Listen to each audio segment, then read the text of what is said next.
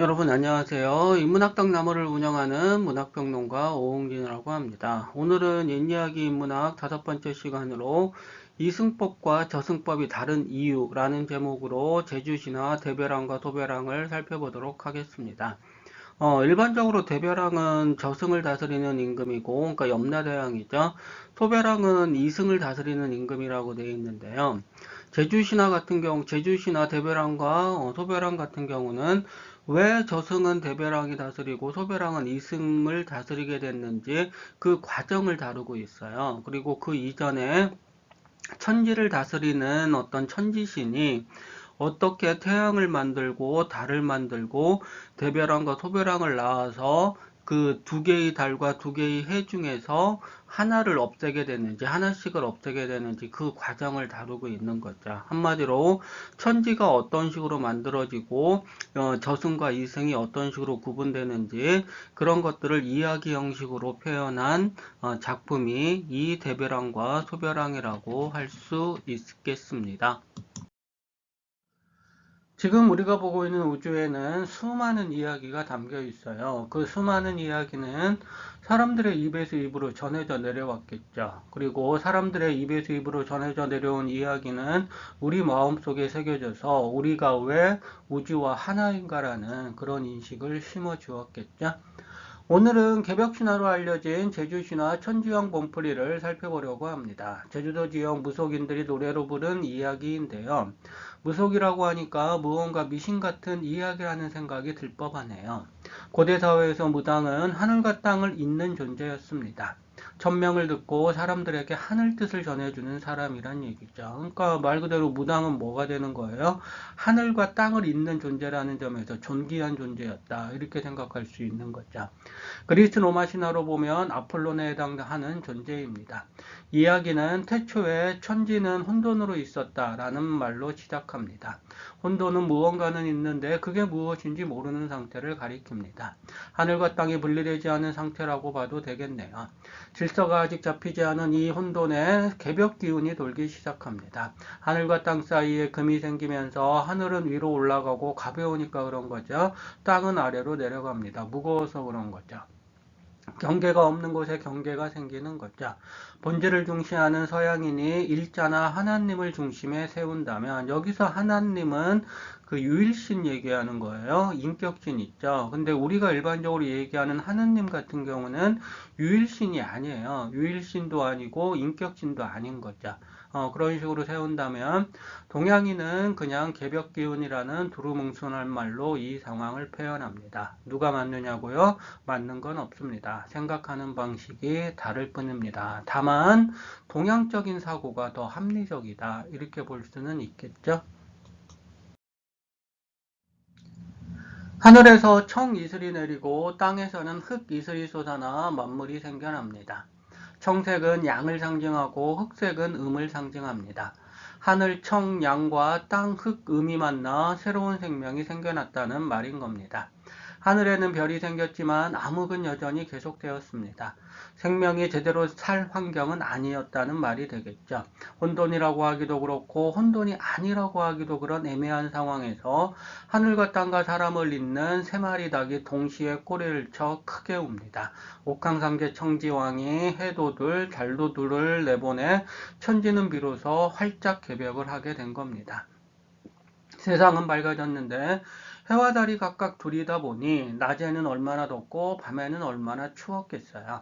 백성들 고통이 이만저만이 아니었겠네요. 거기다가 이때는 초목이나 새 짐승들이 말을 하고 귀신과 인간을 구별할 수 없었다고 합니다. 말 그대로 분별, 이승과 저승이 분별이 안 된 거죠.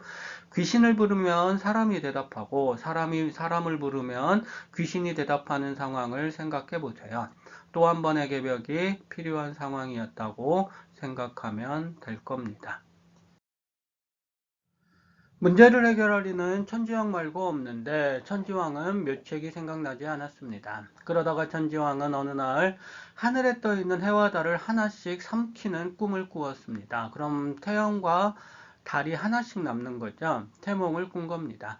천지왕은 총맹부인을 찾아 땅으로 내려옵니다. 하늘과 땅이 결합하는 이야기는 단군 신화 등에도 보편적으로 나오는 모티브입니다. 하늘과 땅이 결합하는 건 음과 양, 달리 말하면 남자와 여자가 결합하는 것과 다르지 않습니다. 남자와 여자가 만나야 새로운 생명이 탄생하는 이치입니다. 총맹부인과 지상에서 며칠을 보낸 천지왕은 하늘로 올라가기 전 큰아들은 강씨대벼랑 작은 아들은 풍성소벼랑으로 이름을 지어 부인에게 알립니다. 부인이 증거물을 주고 가라고 예언하자 천지왕은 박씨 2개를 주며 아들이 나를 찾거든 정월 첫 돈날 돼짓날이죠. 해일에 박쥐를 심으면 알도리가 있으리라 라는 말을 남기고 하늘로 올라갑니다. 천지왕 말대로 총맹부인은 아들 형제를 낳았습니다. 시간이 지나 글 공부, 할 공부를 할 나이가 된 아이들은 서당에서 공부를 하다가 벗들에게 아비 없는 호래자식이라는 놀림을 받습니다. 이 아비 없는 호래자식이라는 게 가부장제 사회에서는 권력을 쥐고 있는 게 가부장이잖아요. 가부장은 아버지가 되는 거고요. 근데 그 아버지가 없다는 얘기는 결국은 자기를 보호해 줄 존재가 사라졌다는 얘기죠. 그러니까 아비 없는 호래자식 같은 경우는 가장 큰 욕이 될 수가 있는 거겠죠. 참다 못한 형제는 어느 날 어머니에게 아버지를 묻습니다. 어머니는 주저없이 천지왕이 남긴 박씨를 내놓았겠지요. 형제는 정월 첫 돈날에 박씨를 심었습니다. 박씨는 얼마 후 우미 돋은 덩굴이 되어 하늘로 쭉쭉 뻗어 올랐습니다. 땅과 하늘을 연결하는 길이 생긴 거죠. 박줄기는 아버지 천지왕이 앉는 용상과 연결되어 있었습니다. 천지왕은 훌쩍 자란 아이들을 보고 혼란에 빠진 세상을 바로잡을 기회가 왔다고 생각했습니다. 여기서 혼란에 빠진 기회는 해도 둘이고 달도 둘인 그런 세상을 얘기하는 거겠죠. 천지왕은 곧 이승은 형인 대별왕에게 저승은 동생인 소별왕에게 맡겼습니다. 둘이 힘을 합쳐 혼돈 세상에 질서를 부여하라는 명령을 내린 겁니다. 소별왕은 이승을 다스리고 싶었습니다. 욕망인 거죠. 그는 한 가지 꾀를 떠올렸습니다. 수수께끼를 내서 이기는 자가 이승을 차지하는 꾀입니다. 하지만 동생은 형만큼 꾀가 없었습니다. 꾀가 없는 동생이 어떻게 수수께끼 놀이에서 이길까요? 동생은 다른 놀이를 제안합니다. 꽃을 잘 피우는 사람이 이승을 차지하기로 하고 두 사람은 다시 꽃을 피우는 놀이를 시작합니다. 여기서 꽃을 피우는 놀이 같은 경우는 꽃은 생명을 상징하는 거겠죠. 그러니까 생명을 피우는 놀이에 해당되는 거예요. 그러면은 생명을 피우려면 어머니의 마음을 지니고 있어야겠죠. 그러면 여기서 대별왕하고 소별왕 중에서 누가 더 큰 어머니의 마음을 지니고 있느냐. 그런 점에서 보면 소별왕은 일단 아니겠죠. 왜냐하면 소별왕은 욕망이 강하고 욕망이 강하다는 얘기는 뭐예요? 자기중심적인 삶을 그만큼 치열하게 살 수밖에 없을 테니까요. 형이 심은 꽃은 나날이 번성했지만 동생이 심은 꽃은 시간이 지날수록 이울었습니다. 점점 시들었다는 얘기죠. 이대로 가면 동생은 죽은 자들이 모이는 저승이나 다스려야 할 판입니다. 동생은 마지막으로 꾀를 냈습니다. 잠을 잘 자는 놀이입니다. 이번에도 형은 기꺼이 동생 의견을 받아들입니다. 참 착한 형이네요. 형이 깊이 잠든 사이 자는 척하던 동생은 일어나 자기 꽃과 형 꽃을 바꿨습니다. 이게 노림수였죠. 형이 일어나 보니 자기 꽃은 이울고 시들었고 동생 꽃은 활짝 피었습니다. 놀이에서 형이 진 거니 이승은 동생 차지가 된 겁니다. 형이 이 상황을 모를 리가 없겠죠. 동생이 바꿔치기 했다는 거. 형이 가만히 있었냐고요? 저승으로 가면서 형은 이승이 어떤 상황에 있는지 동생에게 알려줍니다. 해와 달이 각각 둘이어서 만 백성들이 낮에는 더워 죽고 밤에는 추워 죽습니다. 초목과 새 짐승들이 말을 할 줄 알고 귀신과 살아있는 사람이 구분이 되지 않아 혼란이 극에 달했네요. 거기다 역적 살인자 도둑은 왜 이리 많은지요. 남자와 여자는 자기 남편과 아내를 팽개친 채 다른 사람의 아내와 남편에게 눈독을 들이네요. 말 그대로 분별해야 될 것이 분별되지 않고 윤리도 서지 않은 상황이죠. 그러니까 서지 않은 윤리를 비윤리적인 소별하기 어떻게 세울 수 있을지 참으로 궁금합니다. 억지로 이승을 차지한 소별왕은 아버지 천지왕처럼 대책이 없습니다. 태양 하나를 없애고 달 하나를 없애야 되잖아요. 근데 대책이 없는 거죠. 생각 끝에 동생은 형을 찾아갑니다. 그리스 로마 신화로 따지면 제우스가 포세이돈이나 하데스를 찾아간 셈이 되는 거죠. 포세이돈과 하데스는 제우스에게 불만이 많지만 제우스가 지닌 힘을 이겨내지는 못합니다. 아버지와 아들 사이를 지배하는 힘의 논리가 형제들 사이에서도 여전히 이어지고 있는 거죠. 아우에게서가 저승으로 간 대벼랑은 어떻게 했을까요? 형은 이승에 내려가 혼란스러운 상황을 하나하나 해결해 나갑니다. 천군 아래 천군 하사를 메어 하늘에 뜬 해와 달을 하나씩 떨어뜨립니다. 엄청난 힘의 소유자인 거죠. 백성들은 오랜만에 웃음을 지었겠네요. 소나무 껍질을 가루로 만들어 세상에 뿌리니 모든 금수초목이 말을 할 수 없게 됩니다. 분별을 지은 거죠. 귀신과 살아있는 자들은 무게를 달아 백근이 차면 인간으로, 백근이 안 되면 귀신으로 처리했습니다. 세상을 혼란스럽게 만든 요인들을 하나하나 제거한 것이죠. 영화 신과 함께 나오는 저승왕입니다. 저승왕은 다른 말로 하면 염라대왕이라고 하는 거죠. 그러니까 지금 우리식으로 얘기하면 대벼랑이겠죠. 대벼랑 같은 경우는 동생에게 속고 저승으로 몰린 거니까 이렇게 하늘 품을 만도 한데 대범하죠. 대벼랑 같은 경우 지금 쭉 이야기 전개에서 본 것처럼 충분히 동생을 제압할 수 있는데도 굳이 그렇게 하지 않고 자기 운명에 따라서 저승을 맞는 그런 역할을 하고 있죠. 형은 다만 역적, 살인, 도둑, 가는 문제는 그대로 내버려 두었습니다. 마음 착한 형이라고 해도 자기를 속인 동생을 완전히 용서할 수는 없었나 봅니다. 지금 우리가 사는 세상이 바로 이런 모습이 아닌가요? 대벼랑이 만약 이승을 차지했다면 어떻게 됐을까요? 순리대로 움직이는 거였겠죠? 그러면은 이승 같은 경우도 순리에 따라서 삶이 이루어졌을 수도 있겠죠. 지금보다 훨씬 나은 세상이 되었을까요? 대벼랑은 힘으로 소벼랑을 내쫓을 수 있었습니다. 소벼랑이 해결하지 못하는 일을 대벼랑은 척척 해냈으니까요. 대벼랑이 만든 저승의 공간이죠. 역시 영화 신과 함께 나오는 한 장면인데요.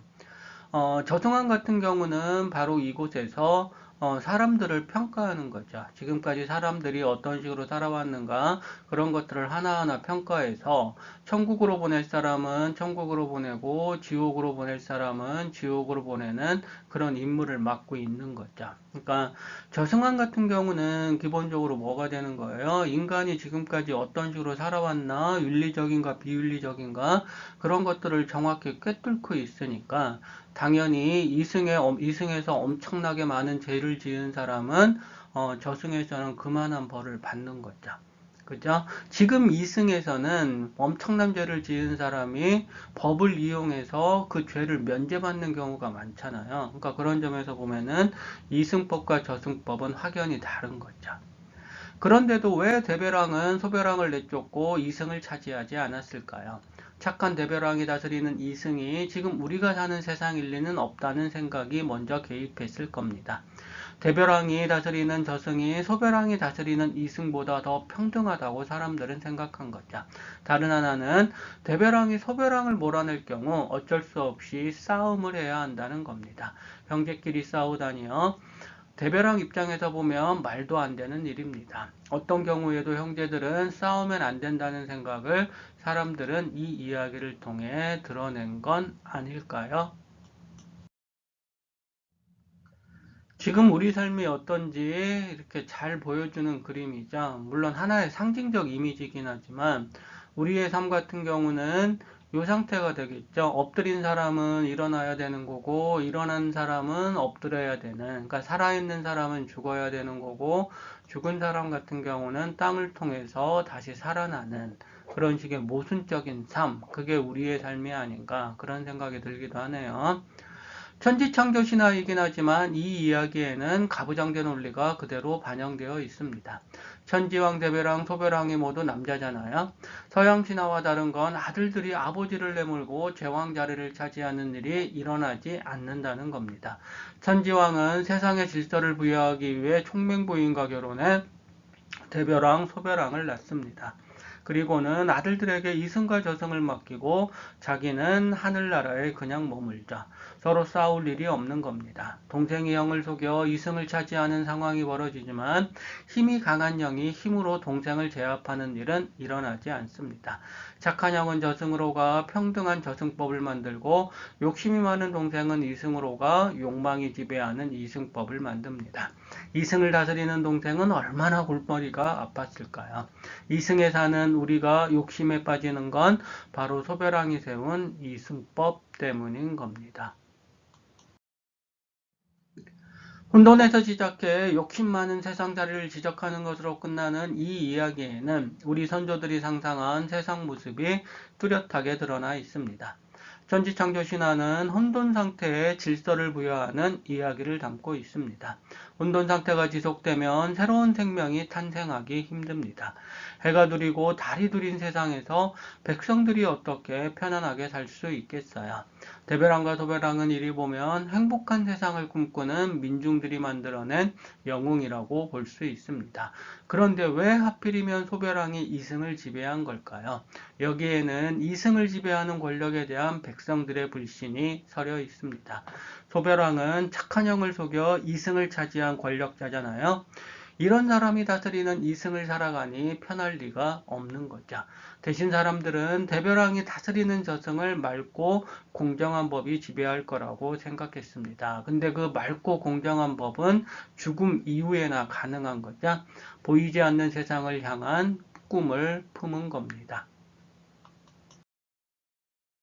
사실 우리가 신화를 읽는 이유는 보이지 않는 세상을 상상으로나마 체험하고 싶어서입니다. 건국신화는 읽는 맛은 나도 백성들이 정말로 행복하게 사는 세상을 그리고 있지는 않습니다. 그냥 영웅들이 나라를 세워 뜻을 펼치는 이야기만 나옵니다. 천명을 얘기하고 백성을 얘기하지만 건국이라는 거대 사업을 이루는 명분으로만 나타날 뿐이죠. 이런 이야기를 들으면 그저 숭고한 마음만 듭니다. 영웅들과 맞서 싸울 생각은 전혀 못하는 겁니다. 우리가 나중에 읽을 인간차사강림은 인간이 저승을 지배하는 염라대왕을 이승으로 잡아오는 얘기가 나옵니다. 서양 신화에도 신과 인간이 대립하는 이야기가 나오지만 언제나 신은 인간을 압도적으로 이깁니다. 아폴로와 아르테미스를 낳은 네토 앞에서 자식 자랑을 한 이오베는 신을 모독한 죄로 모든 자식을 잃고 결국은 자기 목숨까지 내놓습니다. 대가치고는 참 끔찍한 거죠. 그런데 우리 신화는 인간이 염라대왕을 이승으로 데려와 이승 문제를 해결하는 매개로 삼습니다. 신과 더불어 사는 이야기에 그만큼 익숙한 겁니다. 여러분들 같은 경우는 그 서구가 종교국가니까 서양이 종교국가잖아요. 그러니까 서양 사람들이 신에 익숙할 거다 이렇게 생각을 하시겠지만 실제 신에 익숙한 사람들 같은 경우는 동양 사람들 경우가 많죠. 동양 사람들 같은 경우는 아예 어릴 때부터 장독대 같은데 정한수 올려놓고 하늘에 가족의 안녕을 비는 어머니를 보고 자라잖아요. 그죠? 근데 차이가 서양은 신을 절대화하죠. 신을 절대화하고 그 신을 자꾸 유일신으로 만든다고 한다면 동양 같은 경우는 자기 마음속에 있는 신을 섬기는 거거든요. 그런 점에서 보면은 수많은 신들이 이 세상에 깔려 있는 거죠. 그런 점에서 봤을 때 동양의 어떤 신화, 그러니까 동양의 신 이야기 같은 경우가 서양보다는 더 풍부하다고 볼 수도 있겠습니다.